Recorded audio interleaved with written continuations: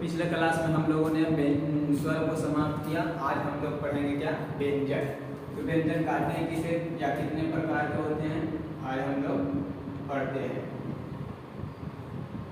व्यंजन, व्यंजन कहते हैं किसे या कितने प्रकार के होते हैं। तो व्यंजन परिभाषा लिखेंगे आप लोग, स्वर की सहायता से, स्वर की सहायता से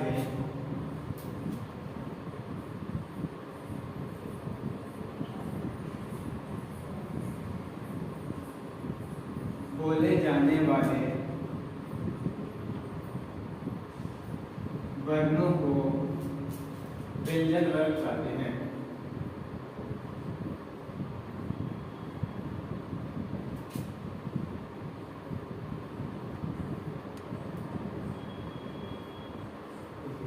तो स्वर की सहायता से बोले जाने वाले वर्णों को क्या कहते हैं, व्यंजन वर्ग कहते हैं। व्यंजन का और भी परिभाषा हो सकता है कि जिन वर्णों के उच्चारण में हमें किसी दूसरे वर्ण की सहायता लेनी पड़ती है उसे क्या कहते हैं, व्यंजन वर्ण कहते हैं। दूसरा तरह का यह परिभाषा हो गया। अगला पॉइंट लिखेंगे,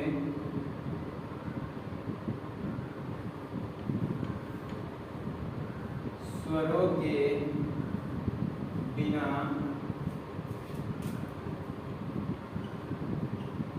व्यंजनों का उच्चारण, स्वरों के बिना व्यंजनों का उच्चारण संभव नहीं है, नहीं है। स्वरों के बिना व्यंजनों का उच्चारण संभव नहीं है। हम कह सकते हैं यदि हम का लिख रहे हैं, यहाँ पे क्या लिखे का, तो इसमें हमारा क्या है, ये हमारा का है और इसमें क्या है, आ है। तो हम जब भी इसका उच्चारण करते हैं हमें किसकी सहारा लेनी पड़ती है, आ की। तो आ हमारा क्या है, स्वर है। तो वही बोले कि जिन वर्णों के उच्चारण में हमें स्वर की सहायता लेनी पड़ती है उसे क्या कहते हैं, व्यंजन वर्ण कहते हैं। इसे समझने से पहले थोड़ा सा आप चलते हैं आगे। यहाँ पे ये पॉइंट लिखिए कि स्वरों के बिना व्यंजनों का उच्चारण संभव नहीं है। आगे हम लिखेंगे कि बिना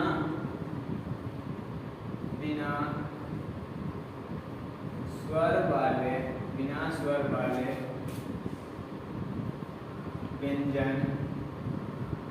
व्यंजन में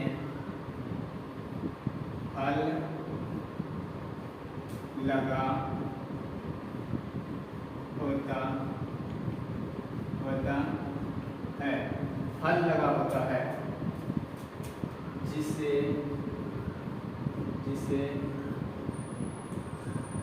आधा व्यंजन भी कहते हैं। यहाँ पे क्या लिखे कि बिना स्वर वाले व्यंजन में हल लगा होता है, जिसे हम क्या कहते हैं, आधा व्यंजन भी कहते हैं। जैसे हम व्यंजन मान लीजिए जैसे लिखते हैं कि का, तो यहाँ पे क्या है, इसमें यदि हम हलंत लगाएं तो बोले हम बिना स्वर वाले, इसमें क्या है, स्वर शामिल नहीं है, तो हम इसे क्या कहेंगे, आधा व्यंजन भी कह सकते हैं। और जिन व्यंजनों में हलंत लगा होता है, हल लगा होता है, उसे क्या कहते हैं, हलंत भी कहा जाता है। यहाँ पे परिभाषा इसका क्या है कि स्वर की सहायता से बोले जाने वाले वर्णों को व्यंजन वर्ग कहते हैं। व्यंजन कहता है कि हम तेरे बिन अब रह नहीं सकते। कौन कहता है, ये व्यंजन कह रहा है कि हम तेरे बिना अब रह नहीं सकते, कि तेरे बिना क्या वजूद मेरा, तेरा बिना कोई वजूद मेरा नहीं है। जैसे कि हम लिखते हैं यहाँ पे का, अब कोई भी हम यहाँ पे जैसे मान लिया जाए कि लिखे यहाँ पे खा, तो यहाँ पे हम खा लिखे, हलंत इसमें लगा दिए, तो बिना स्वर के इसका कोई वजूद नहीं है, क्योंकि हम इसका उच्चारण भी नहीं कर सकते हैं। तो इसीलिए ये बोलता है कि हम तेरे बिना अब रह नहीं सकते, तेरे बिना क्या वजूद मेरा। तो हम इसमें क्या, इससे हटा देंगे यदि हलंत, तो इसमें कौन शामिल हो जाएगा, ये आधा व्यंजन हो जाएगा और हमारा स्वर आ शामिल हो जाएगा। अगला पॉइंट लिखेंगे, हिंदी वर्णमाला में व्यंजन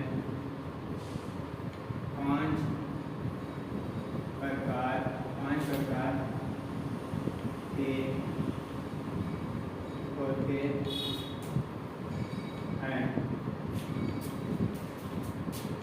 पहला लिखेंगे स्पर्श व्यंजन, दूसरा अंतस्थ व्यंजन, तीसरा ऊष्म व्यंजन, चौथा संयुक्त व्यंजन और पांचवा द्विगुण व्यंजन। तो हिंदी वर्णमाला में व्यंजन 5 प्रकार के होते हैं। यहाँ पे लिख दिए, आप लोग लिख सकते हैं कि पहला है स्पर्श व्यंजन, दूसरा अंतस्थ व्यंजन, तीसरा ऊष्म व्यंजन, चौथा संयुक्त व्यंजन और पांचवा है द्विगुण व्यंजन। यह कितने मतलब इसका परिभाषा क्या है और यह इनकी संख्या कितनी है आगे हम पढ़ते हैं। तो एक एक करके लिखेंगे। उससे पहले हम लोग जान लेते हैं कि परंपरागत होता है कि परंपरागत रूप से व्यंजन 3 प्रकार के होते हैं। परंपरागत रूप से व्यंजन 3 प्रकार के होते हैं। अब परंपरागत रूप से क्या है, यानी परंपरागत कहने का मतलब जो पहले से ही चला आ रहा है, या तो हम इसे कह सकते हैं मुख्य रूप से, यानी हम इसे कह सकते हैं कि मुख्य रूप से व्यंजन की 3 प्रकार के होते हैं। कौन कौन? तो पहला है स्पर्श व्यंजन, दूसरा है अंतःस्थ व्यंजन और तीसरा है ऊष्म व्यंजन, या तो हम इसे संघर्षी भी कहते हैं। ऊष्म व्यंजन या तो संघर्षी व्यंजन। तो परंपरागत या मुख्य रूप से पूछे कि व्यंजन कितने प्रकार के होते हैं, तो 3 प्रकार के, स्पर्श व्यंजन पर, ऊष्म व्यंजन पर और अंतस्थ व्यंजन पर। आगे लिखते हैं कि मतलब इसका परिभाषा क्या होता है और यह कितने होते हैं, इसकी संख्या कितनी होती है। लिखेंगे कि हिंदी वर्णमाला में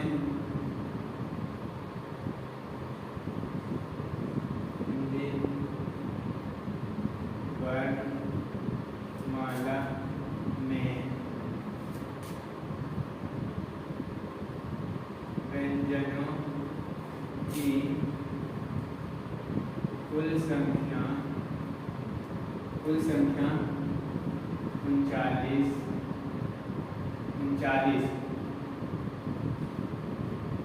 होती है। व्यंजनों की कुल संख्या 39 होती है। और दूसरा पॉइंट यहीं पे लिखेंगे कि मुख्य रूप से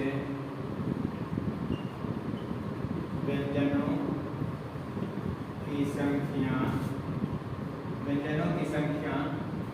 33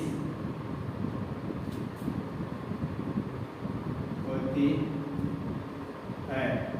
यह हो जाएगा कौन कौन? का से आ तक,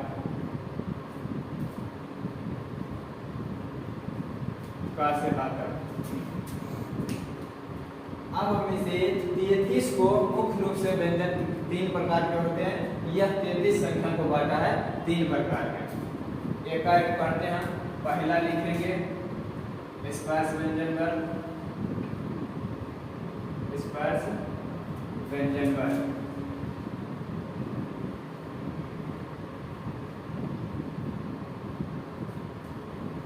व्यंजन पर पहला लिखेंगे जिन व्यंजनों के उच्चारण में हवा मुख के किसी न किसी भाग को छूकर निकलती है उसे स्पर्श व्यंजन पर कहते हैं। लिखेंगे जिन व्यंजनों के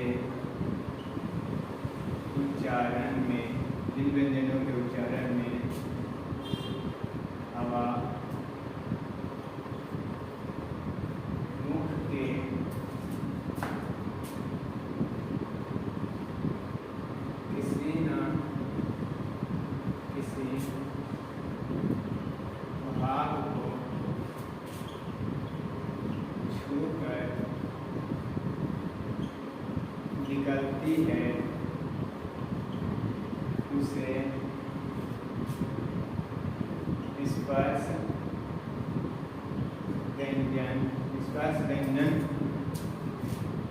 व्यंजन वर्ग कहते हैं। इनकी संख्या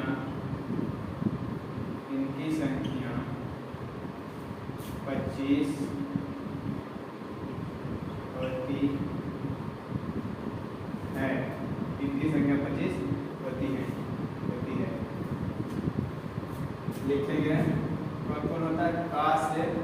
का से माँ तक लिख लेंगे ब्रैकेट में, का से माँ तक।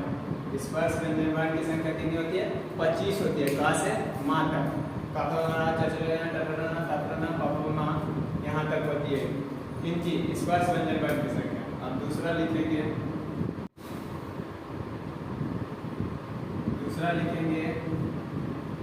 अंतःस्थ व्यंजन वर्ण। जिन व्यंजनों का उच्चारण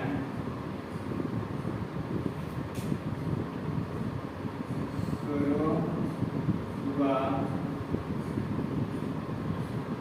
व्यंजनों,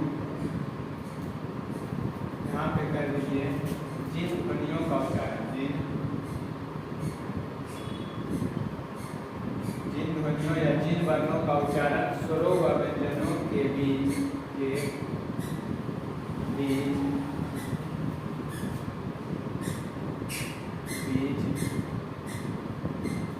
होते हैं,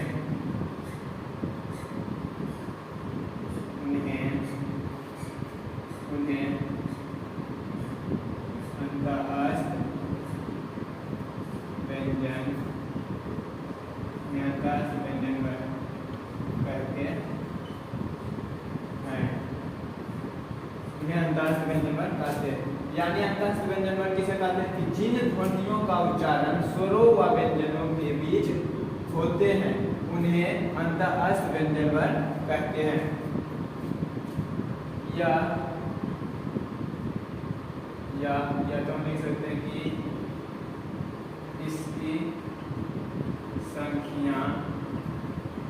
इनकी संख्या 4 होती है। ब्रैकेट में लिख लेना या रा ला हुआ, यहाँ तक। तीसरा चलेंगे ऊष्म व्यंजन। एक पॉइंट आप लिख सकते हैं इसमें कि इसे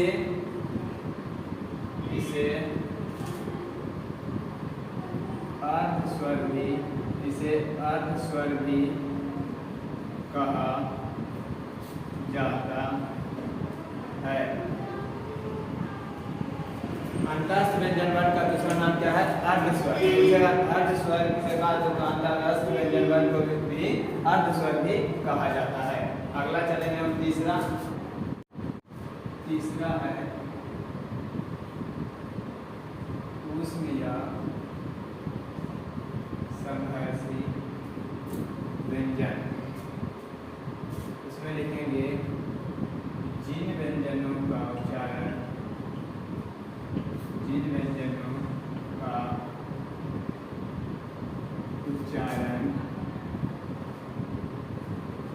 ऊष्म या संघर्षी व्यंजन वर्ण, जिन व्यंजनों का उच्चारण में हवा मुख के किसी भाग पर रगड़ खाकर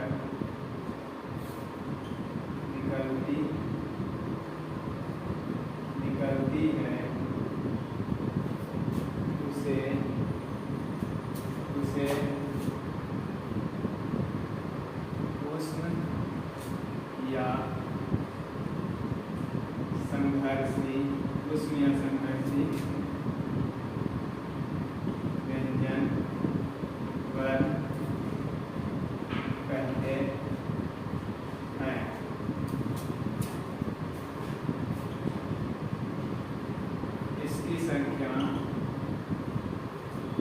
4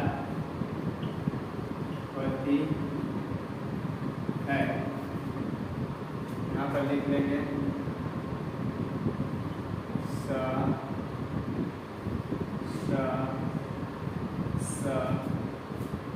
तथा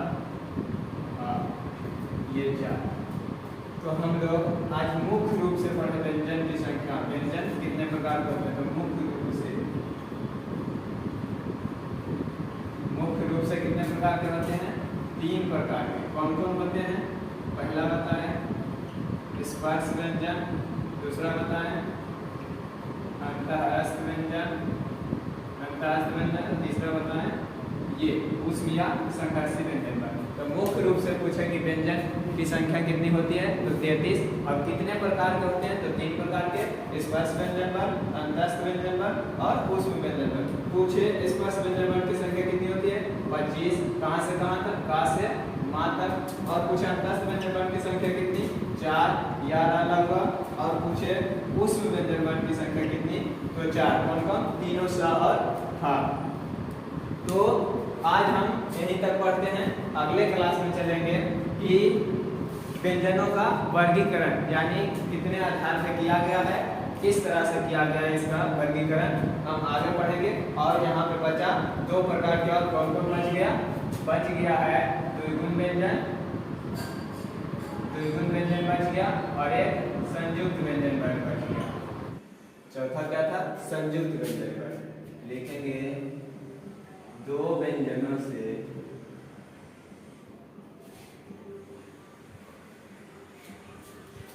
मिलकर बनने वाले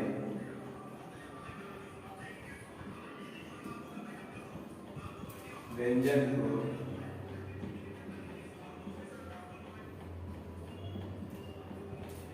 संयुक्त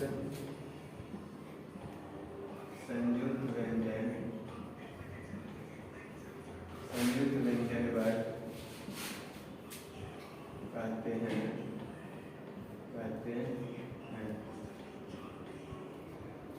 दो व्यंजनों से मिलकर बनने वाले व्यंजन को क्या कहते हैं? संयुक्त व्यंजन वर्ग कहते हैं। इनकी संख्या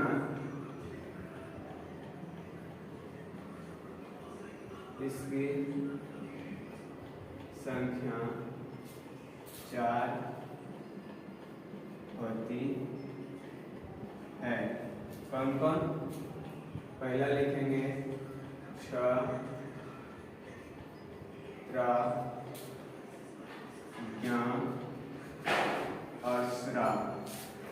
संयुक्त व्यंजन परिभाषा क्या? 2 व्यंजनों से मिलकर बनने वाले व्यंजन को संयुक्त व्यंजन वर्ग कहते हैं। तो ये जो छ है किन किन 2 व्यंजनों से मिलकर बना है? देख, क और मूर्धन सा से। ये त्रा जो है मिला है त और रा से। और ये ज्ञान बना है ज और ञ से। ये स्रा बना है तालु सा और रा से। तो ये 2 व्यंजन यहाँ पे है, आपस में मिलकर क्या बने हैं? संयुक्त व्यंजन वर्ग। ये क्या है? छ।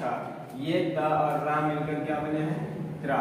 ये ज्ञान किससे मिलकर बना है? ज और ञ से। और ये स्रा मिलकर बना है स और रा से। तो यहाँ पे जो है यदि इसमें ये व्यंजन में यदि हलंत लगा हुआ रहेगा तो हम इसमें भी हलंत लगाएंगे, और यदि नहीं लगा रहेगा तो हम इसमें भी हलंत नहीं लगाएंगे। यदि लगा हुआ है तो दोनों में लगाएंगे, क्योंकि यदि हम यहाँ पे त्रा लिखते हैं तो इसमें हलंत नहीं लगा हुआ तो हम इसको ऐसे तोड़ सकते हैं त और रा।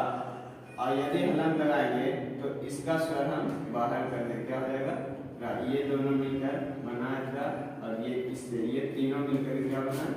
त्रा बना है। स्वर शामिल रहेगा इसमें। संयुक्त व्यंजन वर्ग तो आज हो चुका होगा कि 2 व्यंजनों से मिलकर बनने वाले व्यंजन को क्या कहते हैं? संयुक्त व्यंजन वर्ग। इनकी संख्या कितनी होती है? 4 होती है। कौन कौन? अक्ष, त्रा, ज्ञ और स्रा। अगला हम चलते हैं 5वां व्यंजन, द्विगुण व्यंजन वर्ग। द्विगुण व्यंजन वर्ग, द्विगुण व्यंजन तो लिखेंगे जिन व्यंजनों का उच्चारण, जिन व्यंजनों का उच्चारण, जिन व्यंजनों के उच्चारण में जीभ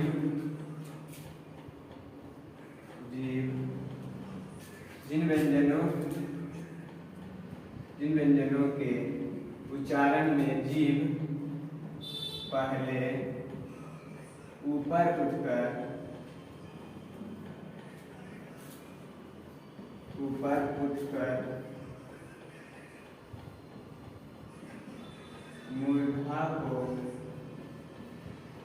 मूर्धा को स्पर्श करे,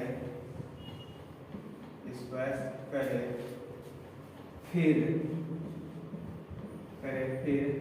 झटके के साथ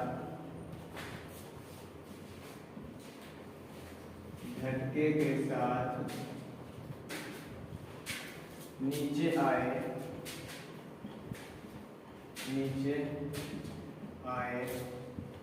उसे द्विगुण व्यंजन कहते हैं। यहाँ पे लिखेंगे इसे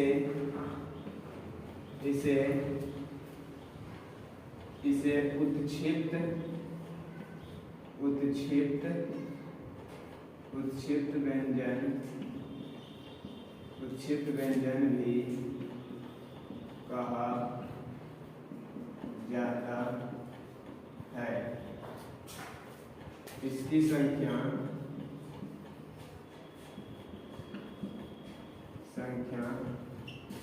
2 होती है।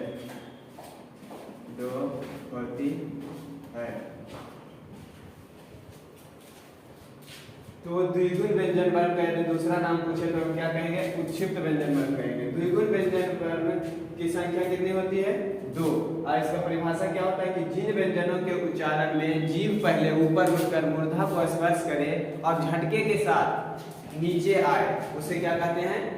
उत्क्षिप्त व्यंजन वर्ण कहते हैं या तो द्विगुण व्यंजन वर्ण। इनकी संख्या होती है 2। कौन कौन? ड और ढ। ड और ढ, इसमें बिंदु लगा होगा।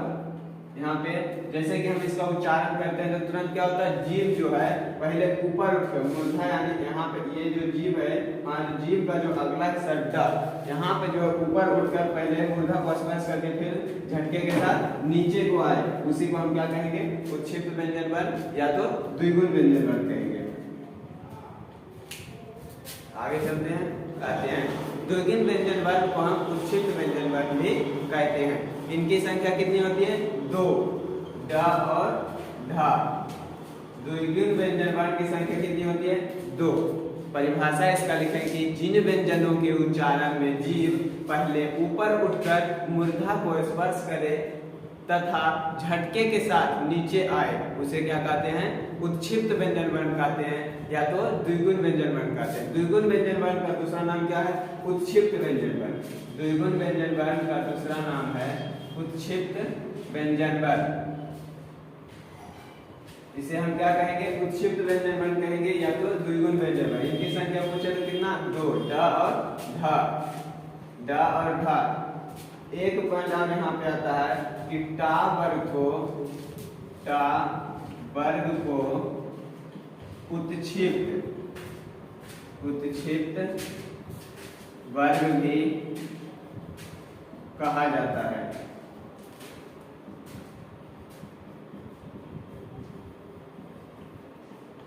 टा वर्ग को हम क्या कह सकते हैं? उत्क्षिप्त वर्ग भी कहा जा सकता है। टा वर्ग को क्या कहा जाता है? उत्क्षिप्त वर्ग। ये याद रखेंगे, टा वर्ग को क्या कहा जाता है? उत्क्षिप्त वर्ग। और द्विगुण व्यंजन वर्ण का दूसरा नाम क्या है? द्विगुण व्यंजन वर्ण का दूसरा नाम है उत्क्षिप्त व्यंजन वर्ण। तो मैंने बताया कि व्यंजन कितने प्रकार के होते हैं? तो व्यंजन 3 प्रकार के होते हैं। कौन कौन? 3 प्रकार के होते हैं। कौन कौन? तो पहला लिखेंगे स्पर्श व्यंजन वर्ण और दूसरा क्या है? अंतःस्थ व्यंजन वर्ण और तीसरा क्या है, ऊष्म व्यंजन वर्ण। तो स्पर्श व्यंजन वर्ण की संख्या कितनी है, 25। अंतःहस्त व्यंजन वर्ण का हम दूसरा नाम क्या बताए थे, अर्धस्वर। अर्धस्वर, अंतःहस्त व्यंजन वर्ण का दूसरा नाम क्या है, अर्धस्वर। उस व्यंजन वर्ण का दूसरा नाम क्या बताए थे, संघर्षी व्यंजन वर्ण। तो अंतःहस्त व्यंजन वर्ण का दूसरा नाम अर्धस्वर और उस व्यंजन वर्ण का दूसरा नाम संघर्षी व्यंजन वर्ण। अंतःहस्त व्यंजन वर्ण या अर्धस्वर की संख्या पूछे 4, कौन कौन, तैयार होगा। और उस व्यंजन वर्ण का दूसरा नाम पूछे संघर्षी व्यंजन वर्ण और इनकी संख्या कितनी है, 4। तो तीनों स और आ। और स्पर्श व्यंजन वर्ण की संख्या 25, कौन कौन, का से लेकर के मा तक याद रखेंगे। और पूछे यदि कि वर्णमाला में वर्णों की कुल संख्या कितनी है, तो कितना बताएंगे, 52। 52 को हमने दो भागों में पढ़ा, क्या, एक पढ़ा स्वर में और दूसरा क्या पढ़ा, व्यंजन। तो स्वर में हम लोगों ने कितना पढ़ा, 11 + 2 यानी कुल स्वरों की संख्या पूछे तो 13। स्वर के कितने होते हैं, तो 11। और व्यंजन में कुल व्यंजनों की संख्या कितनी, 39 और मुख्य रूप से कितना, 33। कुल व्यंजनों की संख्या कितनी, 39 और मुख्य रूप से व्यंजन की संख्या कितनी, 33। यही 33 को हम 3 भाग में पढ़े, कौन कौन, स्पर्श व्यंजन वर्ण, अंतःहस्त व्यंजन वर्ण, अंतःहस्त व्यंजन वर्ण और ऊष्म व्यंजन वर्ण। तो स्पर्श व्यंजन वर्ण में 25 पढ़ा, अंतःहस्त व्यंजन वर्ण में 4 पढ़ा और ऊष्म व्यंजन वर्ण में 4 पढ़ा। तो 25 और 4 29 29 4 33। तो मुख्य रूप से व्यंजन की संख्या कितनी होती है, 33 और कुल संख्या 39, जिसमें कि 33 यहाँ पे हो गया और 4 पढ़े हम लोग क्या, संयुक्त व्यंजन वर्ण। 4 संयुक्त व्यंजन वर्ण कौन कौन, अक्ष, त्र, ज्ञ और स्र। और 2 पढ़े द्विगुण व्यंजन वर्ण। द्विगुण व्यंजन वर्ण 2, कौन कौन, ड और ढ। ये मिलाकर के कितना हो जाता है, टोटल 39 व्यंजन। तो अब किसी प्रकार से भी पूछे कि कितनी संख्या होती है स्वर के या व्यंजन के, तो आप बता सकते हैं। आगे पढ़ेंगे हम कि व्यंजन का वर्गीकरण किस प्रकार से हुआ है। उससे पहले एक पॉइंट आप लोग लिखें, यहाँ पर एक पॉइंट लिखेंगे कि सामान्यतः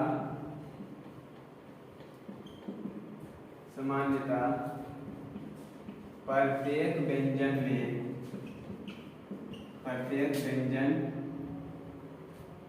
में आस्वर मिला होता है,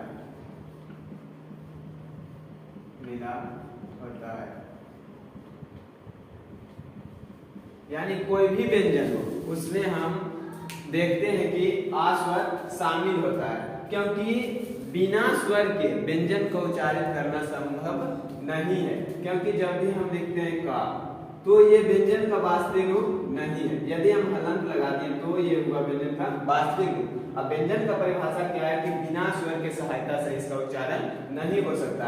तो इसीलिए यहाँ पे इसको उच्चारित करने में हम किसका सहारा लेते हैं, स्वर का। और वो सहारा और वो स्वर जैसे कि आज से 11 स्वर है, 11 स्वर में हम इस प्रकार करते हैं, जैसे प्रत्येक व्यंजन में मिला होता है, भिन्न भिन्न व्यंजनों के साथ स्वरों का प्रयोग।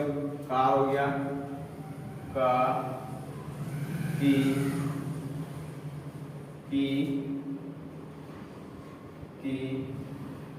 कु,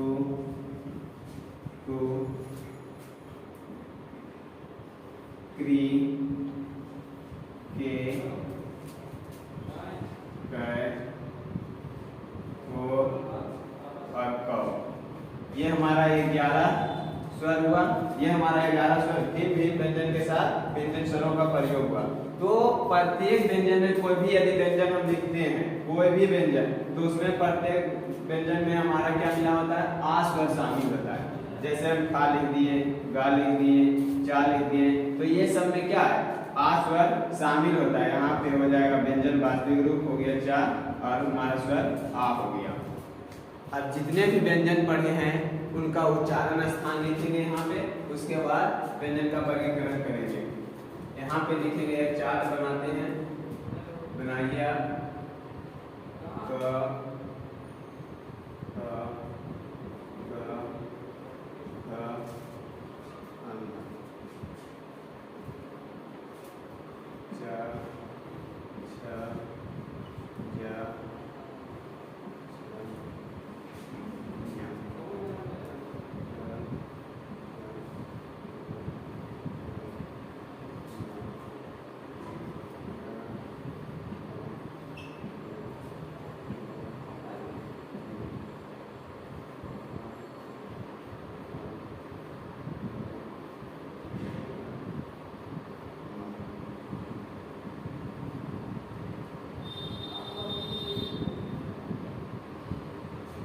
व्यंजन में हलंत लगा देंगे क्योंकि ये वास्तविक रूप है व्यंजन का।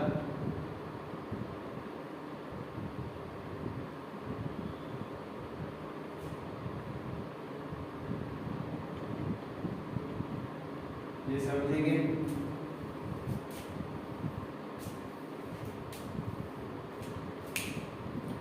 ये चार्ट बनाइए, इसे कहा जाता है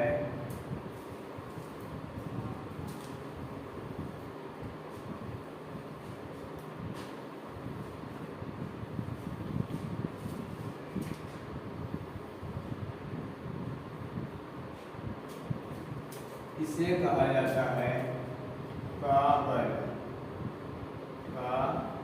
वर्ग। इसे क्या कहेंगे आप लोग जानते होंगे, चा वर्ग। और इसे क्या कहेंगे, टा वर्ग। उसी प्रकार से इसे क्या कहेंगे, ता वर्ग।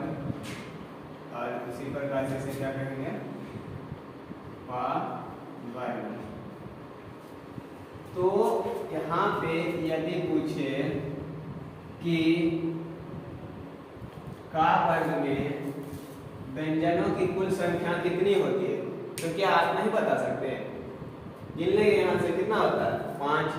का वर्ग में यदि पूछे कि का वर्ग में व्यंजनों की कितनी संख्या होती है, तो 5। यदि पूछे कि चा वर्ग में, तो 5। टा वर्ग में 5, ता वर्ग में 5 और पा वर्ग में 5। और ये कितना हुआ 25। का से लेकर के 5 तक, यहाँ का वर्ग जबर जबर जबर वर्ग। और ये सभी व्यंजन यानी यहाँ से लेकर के यहाँ तक को हम क्या कहते हैं, पढ़ाए 25 कितनी किसकी संख्या है, स्पर्श व्यंजन वर्ग। यहाँ से कवर्ग से लेकर के पवर्ग तक क्या कहलाता है, स्पर्श व्यंजन वर्ग। यहाँ पे अब इसको कहा जाता है प्रथम वर्ग। प्रथम वर्ग इसको कहेंगे प्रथम वर्ग, इसको कहेंगे द्वितीय वर्ग, इसको कहेंगे तृतीय वर्ग,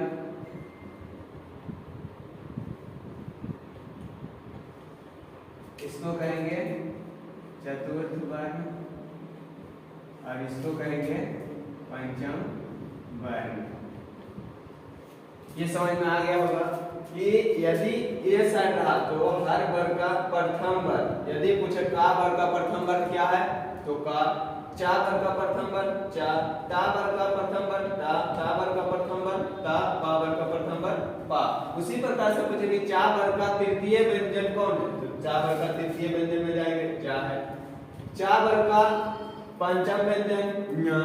तो यहाँ पे हम लोग इसे क्या कहेंगे, प्रथम वर्ग। हर वर्ग का प्रथम वर्ग ये हुआ, हर वर्ग का द्वितीय व्यंजन ये हुआ, हर वर्ग का तृतीय व्यंजन ये हुआ, हर वर्ग का चतुर्थ व्यंजन ये हुआ और हर वर्ग का पंचम व्यंजन ये हुआ। अब यहाँ से इसका उच्चारण स्थान लिखते हैं। का वर्ग का उच्चारण स्थान क्या होता है, लिखेंगे कर्ण। का वर्ग का उच्चारण स्थान क्या होता है, कर्ण। चा वर्ग का उच्चारण स्थान यदि पूछे तो क्या लिखेंगे, तालु। यदि ता वर्ग टा वर्ग का उच्चारण स्थान पूछे तो मूर्धा। मूर्धा इसको नीचे कर देते हैं स्पर्श व्यंजन पर।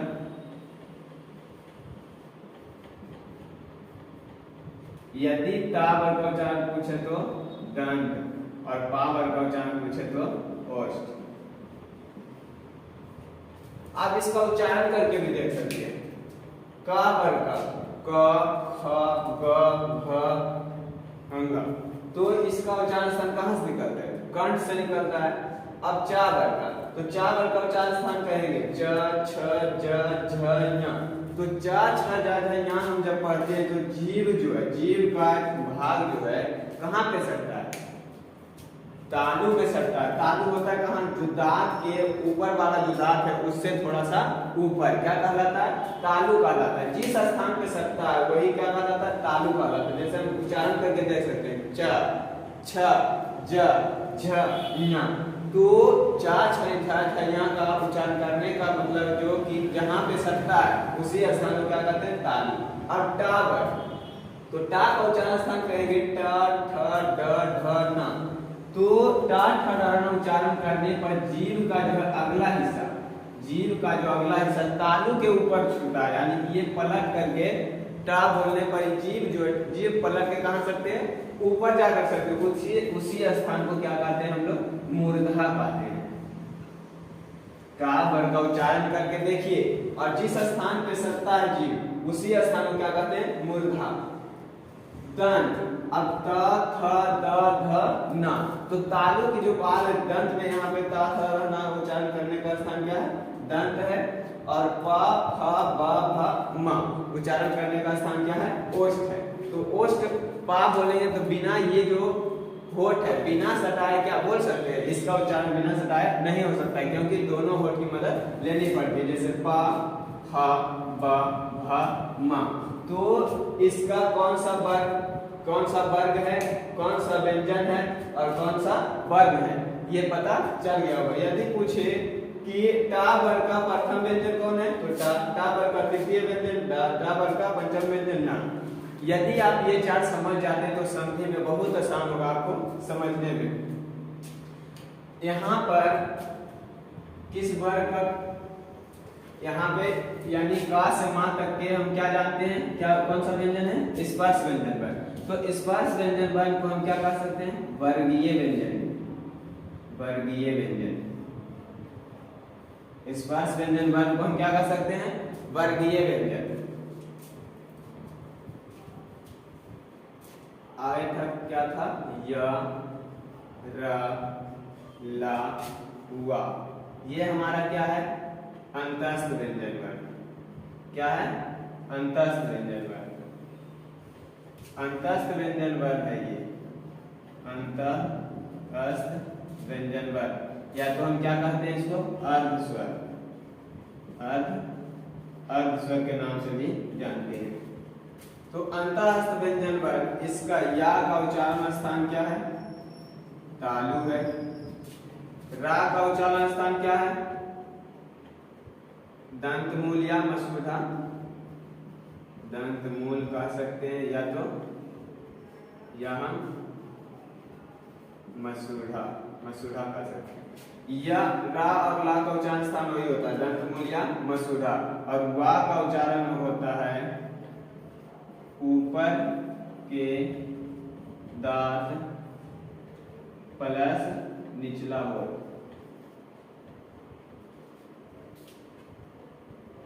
नीचे का होठ। तो इसका उच्चारण स्थान हम लोग देखें। अगला क्या है ऊष्म व्यंजन वर्ग, स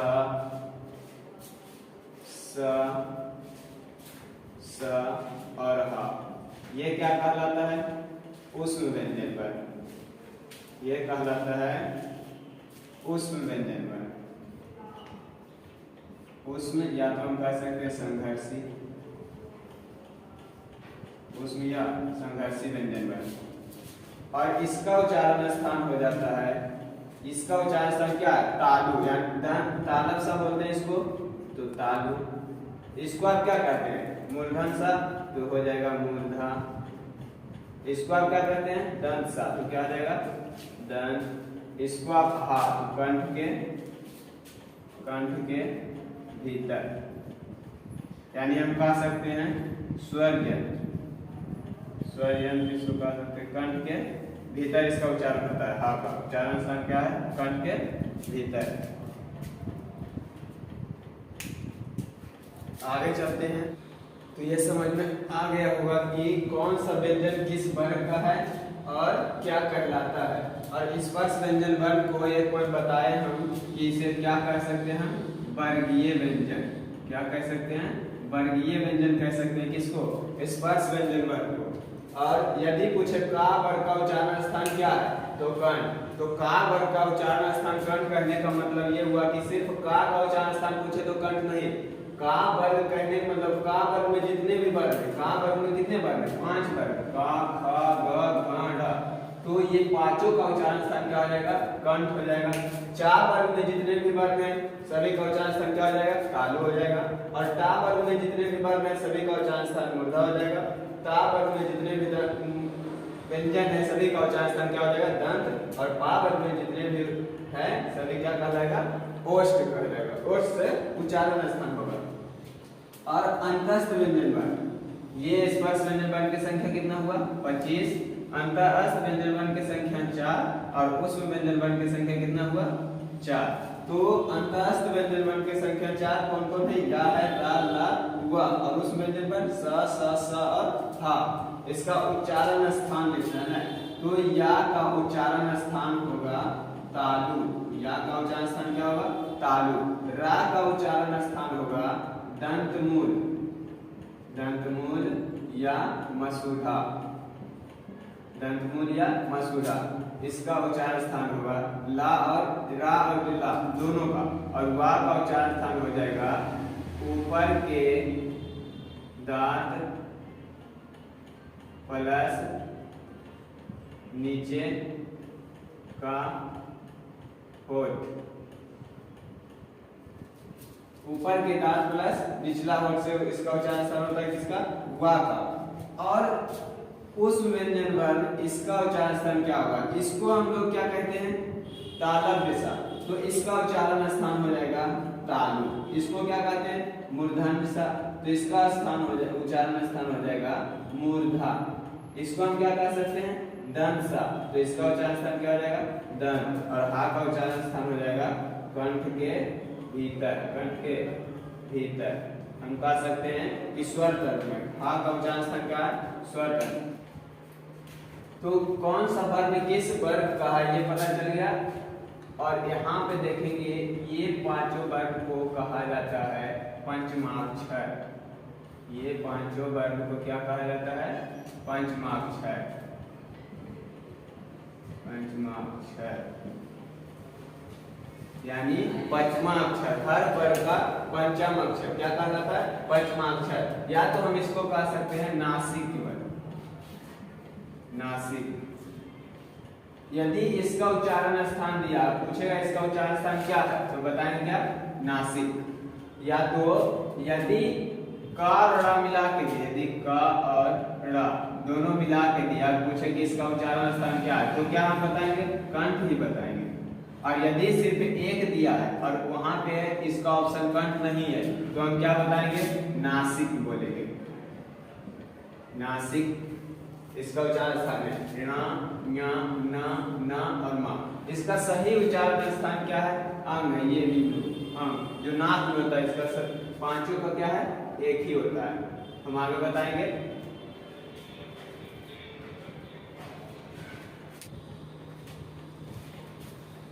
तो ये समझ में आ गया होगा कि कौन सा व्यंजन किस वर्ण का है और क्या कहलाता है।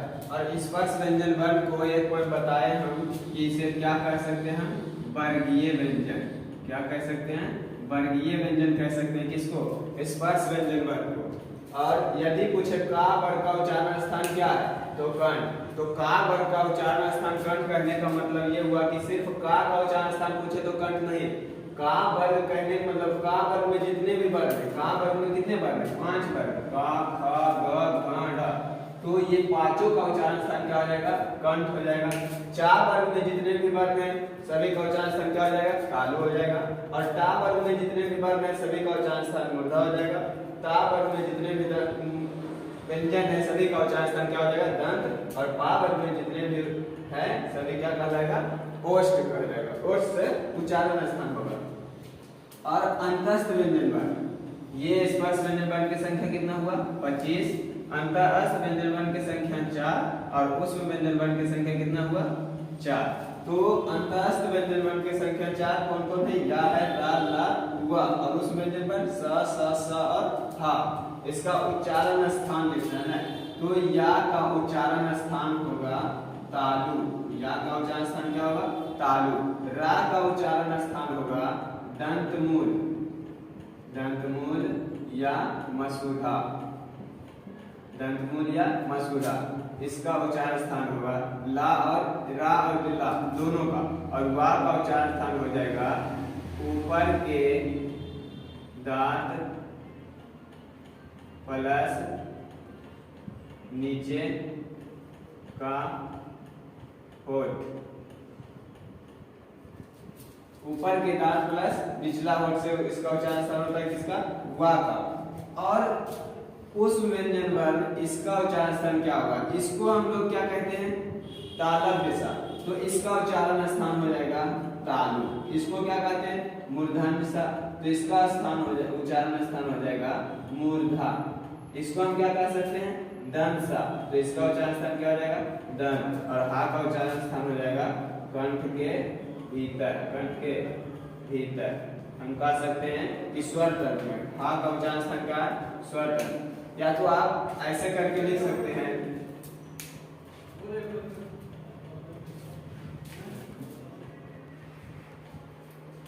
तो कौन सा वर्ण किस वर्ग का है ये पता चल गया।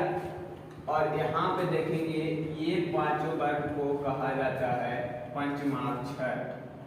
ये पांचों वर्ग को क्या कहा जाता है? पंचमाक्षर। पंचमाक्षर यानी पंचमा अक्षर। हर वर्ग का पंचम अक्षर क्या कहा जाता है? पंचमा अक्षर। या तो हम इसको कह सकते हैं नासिक वर्ग। नासिक। यदि इसका उच्चारण स्थान दिया, पूछेगा इसका उच्चारण स्थान क्या है, तो बताएंगे क्या? नासिक। या तो यदि का और रा मिला के दिए, यदि का और रा दोनों मिला के दिया, पूछे कि इसका उच्चारण स्थान क्या है, तो क्या हम बताएंगे? कंठ ही बताएंगे। और यदि सिर्फ एक दिया है और वहां पे इसका ऑप्शन कंठ नहीं है, तो हम क्या बताएंगे? नासिक बोलेंगे। नासिक। इसका उच्चारण स्थान है णा, ञ, न, न और मा। इसका सही उच्चारण स्थान क्या है? अंग है। ये बिंदु अंग जो नाक में होता है, इसका पांचों का क्या है? एक ही होता है। हम आगे बताएंगे। तो और है कौन कौन? द्विगुण व्यंजन वर्ण। दो द्विगुण व्यंजन वर्ण है ड और धा। तो इसका उच्चारण स्थान भी क्या होता है? इसका उच्चारण स्थान भी मूर्धा ही होता है। इसका प्रयोग अलग होता है। इसका प्रयोग हम बताते हैं।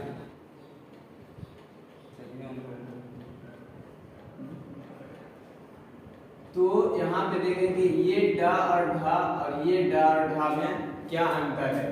दोनों का उच्चारण स्थान एक ही है। क्या है? मूर्धा। लेकिन इसका प्रयोग अलग अलग है। यदि हम किसी शब्द में इसका प्रयोग करना चाहते हैं तो किसी भी शब्द का शुरुआत में ये नहीं दिखाएगा। जैसे हम लिखते हैं सड़क, सड़क। तो किसी भी शब्द में यदि हम पहला स्थान को छोड़कर प्रयोग करते हैं तो हम किसका प्रयोग करेंगे? इसका प्रयोग। जैसे कि मान लिया जाए चढ़ना लिखें, तो प्रथम अक्षर पे ये नहीं किस स्थान पे आया? द्वितीय स्थान पे। इसीलिए हम ये बिंदु वाला डा का प्रयोग किया। जैसे प्रथम स्थान पे प्रयोग करना चाहेंगे तो हम इसका जैसे मान लिया डब्ल्यू, जैसे हो गया ढोलक, ढक्कन। तो प्रथम स्थान पर छोड़कर किसी अन्य स्थान पे प्रयोग करना चाहेंगे तो किसका प्रयोग करेंगे? बिंदी वाला डा का और बिंदी वाला ढा का। और यदि प्रथम स्थान पर प्रयोग करना चाहेंगे तो बिना बिंदी वाले डा और ढा का प्रयोग करेंगे। ये दोनों में अंतर यही है। यहाँ तक आप लोगों को समझ में आ गया होगा। अगला चलेंगे हम लोग क्या कि व्यंजनों